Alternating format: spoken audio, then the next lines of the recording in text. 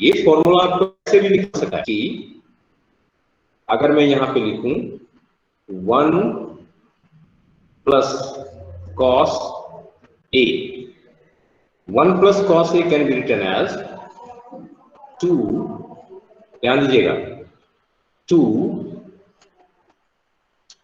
Sir board नहीं दिख रहा है? यस सर दिख रहा है सर। अगर आपको नहीं दिख रहा है तो देखिए, अगर ये टर्म है अपने पास और ये लिखा हुआ है 1 minus cos A1, then also we can write it as a square and it will be 2 sin square A by 2। मतलब यहां का जो एंगल है, this angle is double of this angle. तो यहां पे मैंने a यूज किया है, यहां पे A/2 हो जाएगा। इसी तरह से अगर मैं लिखूं 1 plus cos A, then also we can write it 2 cos square A/2। तो इस फॉर्मेट में भी आपका ये हो सकता है कहीं कहीं कि आपको यहाँ पे a दिया है 2a के बदले, तो आप इसको A/2 लिख लेंगे। ओके, इज इट ओके बेटा? तो प्लीज ये जितने फॉर्मूला मैंने लिखा है इसको कॉपी की, हाँ बोलो बेटा, प्लीज ये फॉर्मूला सब कॉपी कीजिए जल्दी से, यू हैव 30 सेकेंड्स।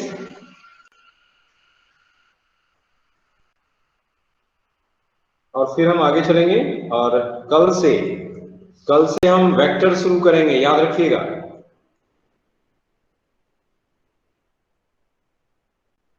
कल से शुरू हो जाएगा, हम मैथ्स को एक बार छोड़ेंगे, बीच बीच में जरूरत पड़ती रहेगी मैथ्स की। 1 माइनस कॉस ए, ये कैसे हुआ? ठीक है, ओके। देखिए आप, ओके आई एम एक्सप्लेनिंग। देखिए ये जो आपका फॉर्मूला है, ये देखिए ध्यान दीजिए, यहाँ पे क्या है 2a, this is 2a means angle का डबल, और ये क्या है सिंपल एंगल। मतलब यहाँ पे अगर आप 30 डिग्री रख रहे हो, if it is 30 degree, this will automatically become 60। Okay, तो इसी को मैंने यहां पे लाया है, ध्यान से देखिएगा, ये हमारा a है। तो ये जो डबल एंगल है, इस डबल एंगल को मैंने a लिख दिया। तो ये जो इसका हाफ था उसको मैंने यहां लिख दिया A/2। If this is a then this is A/2। अगर मैं इसको दूसरे टर्म में लिखूं, सपोज करो आपने मान लिया 2a = x,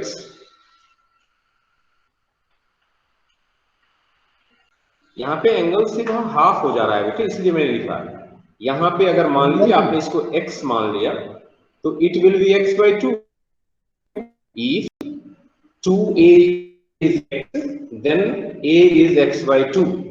तो this formula can be written as 1 minus sine x, 1 minus cos x। अगर ऐसा लिखा है then you can write it 2 sine square x/2। यहां के एंगल का एंड दिस इज द, और यहां पे अगर मान लीजिए 1 प्लस कॉस x लिखा हुआ है, तो आप इसको लिख सकते हो 2 cos square x/2। Very simple. Now, is it clear to all?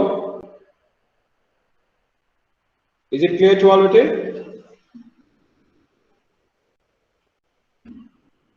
Is it clear to all? Yes sir. Okay. Just now I am coming to the application of integration. ध्यान देंगे आप, एप्लीकेशन में हम क्या करते हैं, and how do we apply integration? आज उम्मीद है कि आज ये कंप्लीट हो जाएगा, और अगर कंप्लीट नहीं हुआ तो मुझे कल क्लास एप्लीकेशन ऑफ इंटीग्रेशन पे लेनी पड़ेगी।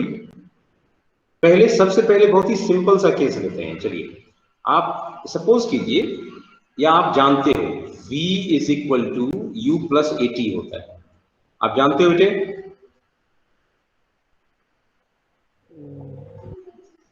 Everyone Yes, knows. sir. And in this chapter you have studied v can be written as ds upon dt. हम जानते हैं, and u is constant, so u should be written like this, u plus at. A is also constant. Can we write like this? Now ds को मैं इस तरफ छोड़ देता हूं और dt को इस तरफ लेकर आता हूं, u plus at into dt, ये मैं लेके आ गया। अब मैं क्या लिखूंगा, ध्यान से देखेंगे आप। अब मैं लिखता हूं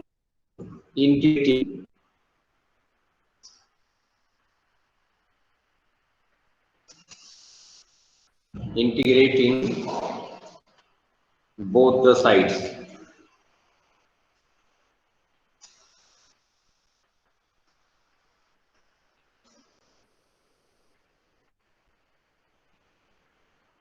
अब इंटीग्रेट कर रहा हूं तो मुझे लिमिट भी लगाना पड़ेगा, तो लगाएंगे। ds मैंने लिख दिया, इंटीग्रेट कर रहा हूं तो ये सिंबल देना पड़ेगा, और u प्लस ए टी मैं इंटीग्रेशन का साइन दूंगा dt।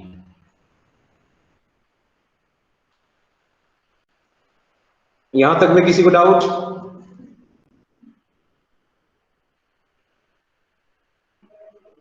मैंने डिफरेंशिएशन को, यहाँ डिफरेंशिएशन वाला टर्म था उसको मैंने इंटीग्रल टर्म में कन्वर्ट कर दिया। यहां तक किसी को डाउट है? यही चीज आपको काम आएगा, so you must be very clear that. तो अब मैं इसका लिमिट लगा रहा हूं, ध्यान दीजिए। लिमिट क्या होगा, मैं स्टार्टिंग में मानता हूं ऑब्जेक्ट इज एट 0,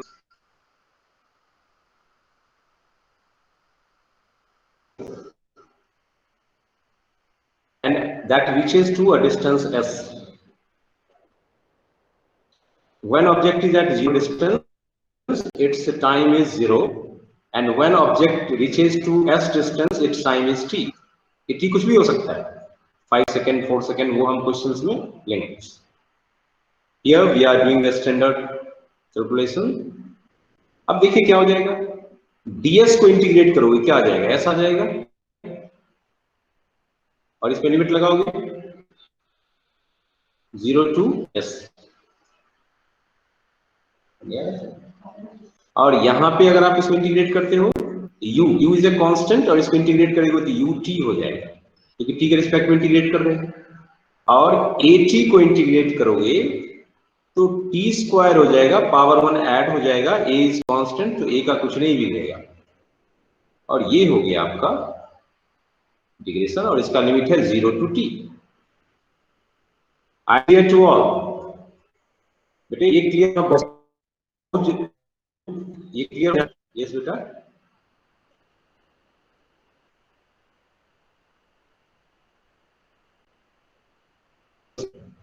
तो मैं यहां पे अब इसका वैल्यूज पुट कर रहा हूं। ये हो गया s minus 0, this is s minus 0, पहले अपर लिमिट फिर लोअर लिमिट मैंने पुट कर दिया, and here ut upper limit is t, so just I am substituting t at square by 2। ये हो गया अपर लिमिट का वैल्यू। अब मैं लोअर लिमिट पुट कर रहा हूं, लोअर लिमिट में t 0 है तो दोनों टर्म 0 हो जाएगा। तो this becomes s equal to ut plus half at square. क्या आपको इसको देख के कुछ याद आया? ये फॉर्मूला आ गया?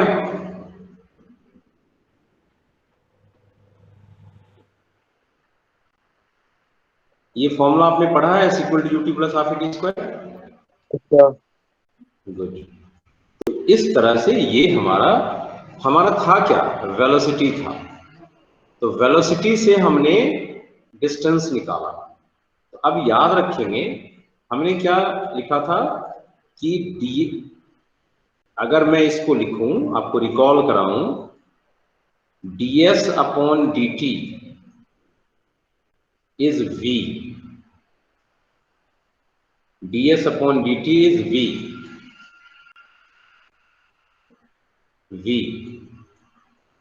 At the same time we can say s is equal to v dt integration.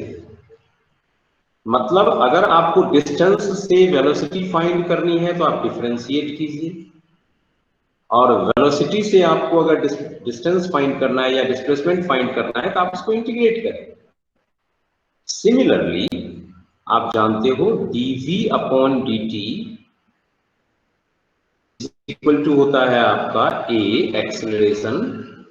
तो अगर आपको वेलोसिटी फाइंड करनी है तो आप a dt मीन्स a को आप t के रिस्पेक्ट में इंटीग्रेट करेंगे तो आपको वेलोसिटी मिल जाएगी। ये इस फॉर्मूला की खूबसूरती थी।